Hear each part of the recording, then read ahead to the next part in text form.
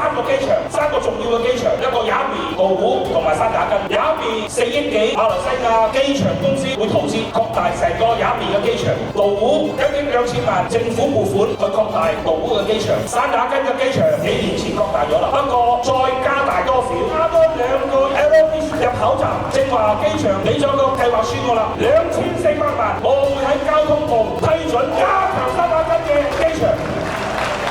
我哋有一個基金叫做 ADF（Airport Development Fund），機場發展基金有一個新嘅政策，佢每一個乘客佢必須要撥翻多少錢俾我哋呢個 ADF 呢個基金嘅，所以個基金行咗差唔多1年，而家有幾千萬喺入邊，我哋優先會俾山打根。